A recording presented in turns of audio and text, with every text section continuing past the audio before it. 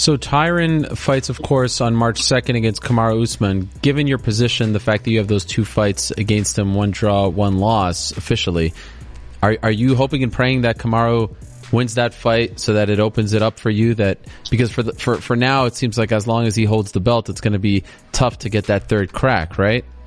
Yeah, most definitely. For my career wise, I would want Kamaru Usman to win. But man, Tyron is just another animal. He's another animal. His wrestling is very good. I think better than any of the guys that Usman has faced. I believe that Tyron's striking he's very explosive. They're both going to have their hands full. But for my career, yeah, I definitely would want Usman to win.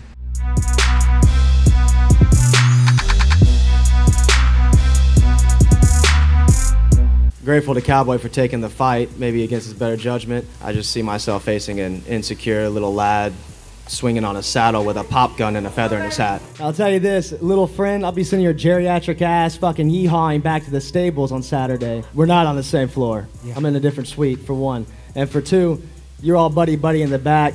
It's calling how healthy and nice. I do look fucking healthy. I look great. You look like you served the last 2 terms in the fucking Oval Office. You look worn out.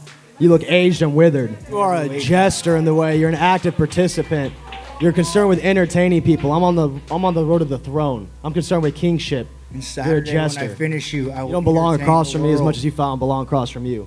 You're a stepping stone. Unlike old day drinking Don over there who's got mixed mistresses and a number of extracurricular activities to hide from the greatest fear in his life, which is in front of him, I focus on one thing and one thing only. I know I'm going to be a champion. He's number 2. He's always been number 2. I'm going to be number 1.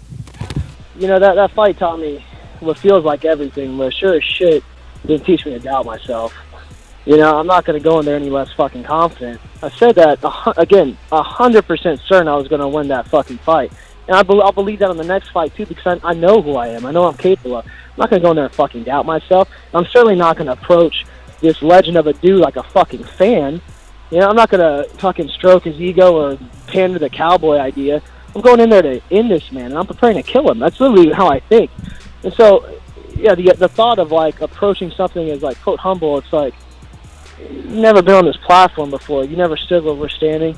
And you sure as shit don't know what it takes to be a champion. And so it's like, the idea of changing any of that, no, absolutely not. I believe everything I say, and I say it for a purpose. And it's not to just, like, toot my own shit or hear myself talk.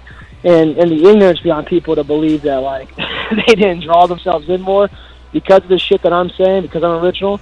It's like, shut the fuck up, man. And just enjoy the show and respect the show, but don't talk out of turn. And my story's so far from being finished. This is just adds to it. This just builds momentum, and I'm gonna come back. And when it's all said and done, you'll see. It's just part of it, part of the journey.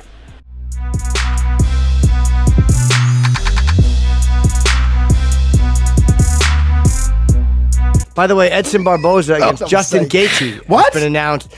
That's a good fight. UFC on ESPN, Barboza versus Gaethje, Saturday, March 30th from Philly. Wow, is that a good fight? It's almost a hometown fight for Barboza, considering he trains in Jersey. Correct. By the way, what the fuck's Frankie Edgar doing? He doesn't train in Jersey now. He stopped training? He went over the top team. Oh, I did not know that. Yeah, but I think he lives still in Jersey, unless he moved to Florida. I didn't know that. You know what's kind of whack? On Edson Barboza's point on the side. No, I'm just saying, like, I know I'm buddies with Ricardo Almeida and those guys, and then they didn't say nothing. But he's been with them for so long, doing so well, and now he's training with American Top Team. He wins his last fight, and he's like, I'm with the best team in the world. I changed my life for everything. Right now I train with the best team in the world, ATT. Thank you, everybody. Thank you, all training partners. That's great. It's nice, but can't you just, Maybe he's trying to psych himself up because he was. Maybe, who knows? Maybe he's feeling like, all right, I made the right move, and he just wants that to be the right move. Yeah, here's the thing, though. You don't got to shit on your ex-coach. Yeah, and in fairness, the two opponents before that, Kevin Lee and Khabib, that's a totally different fight than fighting Dan Hooker. Yes, who, it is. Is going to be a striking fight, which benefits Barboza. Well, Gaethje's going to be pure jiu-jitsu. Oh, this is going to be, Styles-wise. Total ground game. That's going to be a lot of fun. That is going to be... Because Gaethje also enjoys brutalizing your legs. Right. And two guys, how many guys has Barboza fought, or has Gaethje fought, who do what they both do? I think Barboza kicks a leg harder than anybody, at least in that division. he might have the best. Maybe picks Mark in the Hunt. sport. You know how harder. people say like one fight can't be a boring fight. I'm gonna be that guy. Yes, and Ngannou Lewis. That's like that is the ultimate example of a fight that couldn't have been boring. That ended up being the worst fight. But Justin Gaethje goes forward. He does. And Justin Gaethje it's fair to say he's never been in a boring. He's fight, a fucking ever, maniac. ever. He's a maniac. And Edson Barboza's not all of a sudden going to switch to a ground. No. And first of all, it's not like you can just put him down anyway. Gaethje's got fantastic wrestling and he's good at the takedown defense. So that's a fantastic matchup. When is that again? March 30th in Philly. Philly.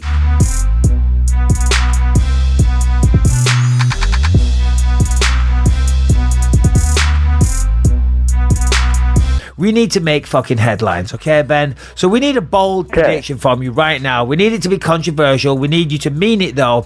Maybe upset a few people and get us some headlines on the website. So they say, Ben Askren said on the Believe You Me podcast, over to you.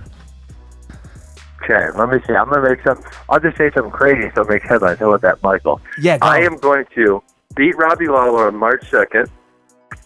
George Masvidal is going to get hurt, and then I'm going to come over to London and kick Darren Till's ass 2 weeks later. Oh, like it. That's good. Masvidal is an injury, a mysterious injury. Who knows what's going to happen? No threat there. No one. Probably going to hurt his vagina. That's what I said.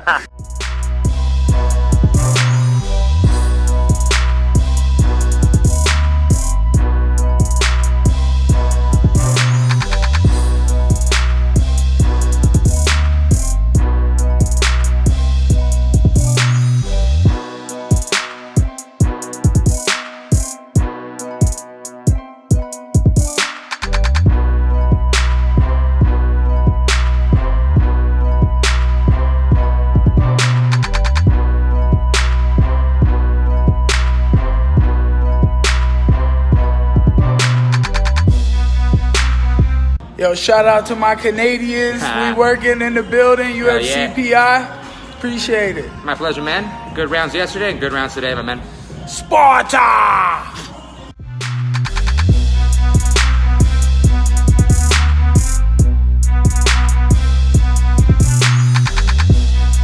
I kind of came to the realization, I'm like, okay, there's certain things that my focus just can't be on, and it's just wasted time and energy. There's big fights still out there. I feel like Conor and Khabib, they can't make that fight happen again. I don't even think they would. It's just, it wouldn't make more sense. It'd make more sense to kind of build it and then make it big, where now you might think that McGregor really got another chance. If they do an immediate rematch, I mean, how many times have they done that and the guy come back and win? You're right, exactly. Okay, never. I'm glad you said that. It would have made more sense for me to fight Conor right off this. I mean, if you're talking about competition-wise, we both are coming off losses. Who's going to bounce back? It makes sense. 2 top 5 guys going at it. But then I'm like, okay, I ain't going to focus on none of that. I'm just going to do me and just get better. I think they probably will make Conor and Cowboy happen just because that's a good fight. I want to see the fight. I wanted to fight Cowboy.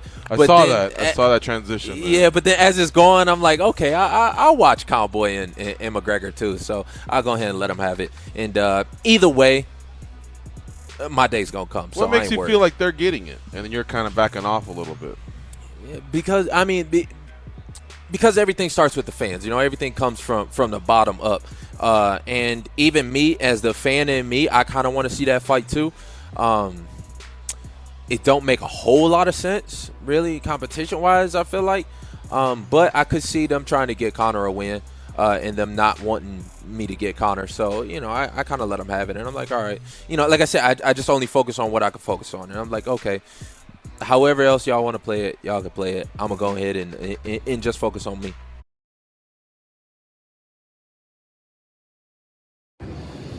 You motherfuckers get on my fucking nerves. Everywhere I look, you're fucking talking comments like you know what the fuck you're talking about boxing, wrestling, jiu-jitsu. Shut the fuck up. I will fuck you up. Straight up. I just gambled my money. I lost that shit. But now I'm pointing the finger at you motherfuckers because you are always out there talking that shit, acting like you know what the fuck you're talking about. So shut the fuck up. You all fucking suck if you think you know what the fuck you're talking about fighting, and you don't train half as much as I do. I will fuck you up. Danielle will beat your ass. Straight up. Is he fucking awesome?